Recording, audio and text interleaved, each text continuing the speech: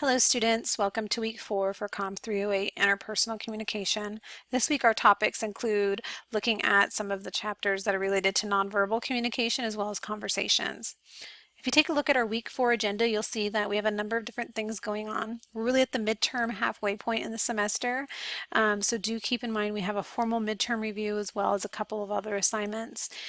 You'll be working on reading chapters 6 and 7. 6 deals with nonverbal communication and 7 deals with the conversation, looking at what that means, how we construct that, so on and so forth. You're going to watch a number of different videos. They're all pretty short in nature that help you understand what conversation means in terms of an interpersonal communication perspective, as well as looking at nonverbal communication and how we communicate with some of those things there. That's really where some of those TED Talks come in. In our midterm, we have our communication improvement paper due, which we'll discuss in a second. This is what we've been working on since week 1, and the interpersonal communication behavior we were trying to improve over the last couple weeks. We have your second theory review due, as well as discussion board number 4. So looking at the communication improvement project, remember in this assignment you were supposed to be journaling for the first 4 weeks of class an interpersonal behavior that you wish to improve. So you're supposed to gather information about this behavior, write a short paper about this behavior, summarizing your research and telling me what your plan was to improve it and how you improved it, what happened with that, your observations, the efforts, things of that nature, and give it an evaluation of how you feel your improvement was for that particular thing. Secondly, you're supposed to keep a record of your progress in a form of a journal that can be typed, scanned in, whatever it is, and you're going to submit that to me as well. So it's really important that in this paper, you're identifying what and this paper's about 3 to 4 pages, what behavior you wanted to improve, how you went about doing that, what that was like, if the behavior was improved, and what your overall evaluation of your progress was, and then also attach your journal to it so I can see what your data was and how you track those particular behaviors and such. So looking at that, it's important to keep that in mind. In addition to that, it's important that you look at all of the requirements. This is another requirement for it. I already briefly summarized on that. This is all on Blackboard. I just want to highlight that as well.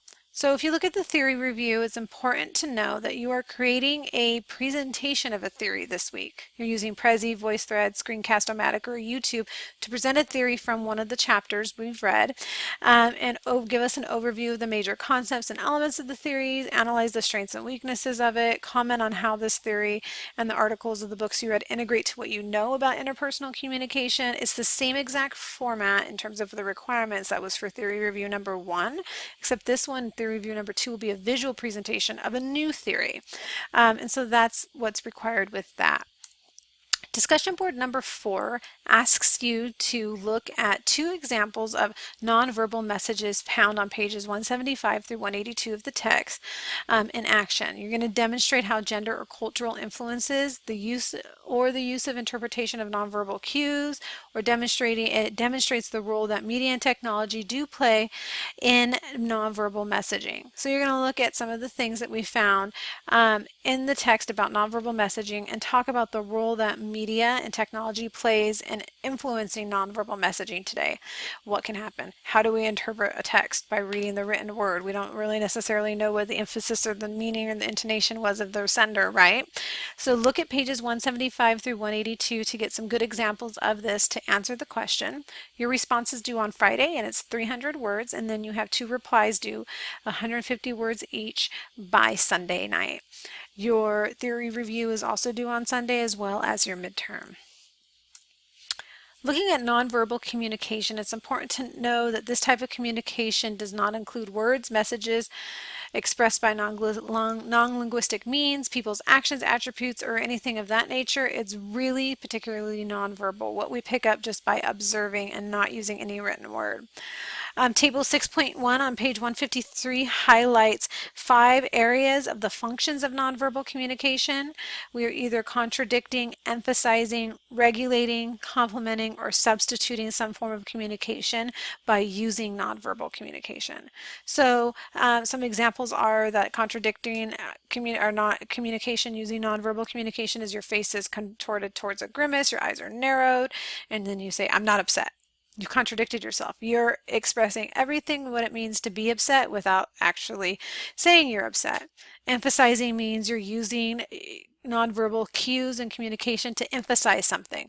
You're waving your finger, or you're trying to show from some type of nonverbal interaction that you want to emphasize what it is you may be saying. Regulating deals with that you want to expand your stance on what you want to say by some way using nonverbal cues to regulate your communication. Complementing means your head is bowed, your body posture is slouched, and you want to use nonverbal cues to show the relationship that you have in a complementary fashion. So you mimic the nonverbal cues that you see. So if I see somebody going, yes, all the time and nodding, I'm probably going to start doing that too because I want to complement that. You do it very naturally. Substituting deals with using nonverbal cues in place of words to try to get what people mean by something. So when you say something to a friend you haven't seen in a long time, you say, so how are you? You're not just asking how they're doing in general. You may be asking about another topic the two of you know innately that's very personal, and you're using nonverbal cues to tell them you want to know about that without saying it. And so that's substituting in nonverbal communication. Interpersonal deception theory is a huge theory within nonverbal communication, and what it deals with is it deals with the idea that what Buhler and Bergen tell us is that deception is a process based on 3 different things. So when we deceive somebody interpersonally through our communication, most in particularly nonverbal communication, we either falsify, conceal, or equivocate something. And so what falsification tells us is that we avoid telling the truth. So what we're talking about here is lying. It's a theory that explains that deception really tells us how likely we are to not tell the truth based off of 3 things. So we're either not telling the truth for 3 particular reasons. The first one is falsifying. We're creating fiction of some sort. You decide not to tell the truth to your friend, so you lie by telling him or her how excited you are to finally be able to go see a movie. In other words, you're falsifying something. You're creating fiction. You're not really excited to see the movie, but you're creating a fictitious account of that you're so excited to hang out with them to go see the movie. Concealment means you're lying. You could say something instead like, oh, I changed my mind. Let's see something else. I heard that movie has bad reviews. And you're keeping or hiding the truth from them because you don't want to break it to them that you don't want to see the film or you don't think it's going to be great. So you conceal the truth for some reason. Equivocation is a practice that you do altogether by changing the subject or dodging the issue. Hey, do you want to go to the movies? You're like, hey, let's go shopping. I want to go see the da-da-da. You end up dodging it. So falsification means you create some type of fiction. Your lie is some type of fiction to keep the truth away. Concealment means you hide the truth by deflecting or doing something else instead. Like, oh, I heard that movie is not any good. I don't want to see it. I want to see something else. And then equivocation means you're changing the subject or dodging the topic altogether. So that's interpersonal deception theory. Buhler and Bergen said all deception from an interpersonal perspective, how likely we are to lie, can be classified into one of those 3 areas. Let's define conversations for the sake of defining it within the context of this course. So a conversation within interpersonal communication means that it's a relatively informal social interaction in which the parties exchange the roles of the sender and hearer collaboratively and spontaneously. We determine our own time frame, we determine our own rules and reveal behaviors based off of that particular situations, and we also learn from one another through verbal and nonverbal messages. There are 5 stages of conversational structure we utilize in interpersonal communication. And what this particular structure is some type of format of conversation in a way that we naturally interact with one another in. So stage one is the greeting. This is where there's a phatic form of communication that opens the conversation, enables people to interact. You're going to see that this is very, very basic in terms of what we already know and how we engage with one another. What we're going to start to look at as we move into other weeks through the 5 stages of conversational structure is how the conversational structures or the formality or the intimacy of communication comes with the various ways we know the people. So my greeting to my husband is going to be a lot different than it would be to my boss, so on and so forth. So the greeting is a routine way of beginning and initiating a conversation with someone. Topic priming deals with keeping communication channels open, previewing information, using closed-ended or open-ended questions as a way to feel what that may be and how this conversation is going to go. And then 3, the heart of the conversation is where we focus and find our goal of why we are communicating the way that we are and having this conversation.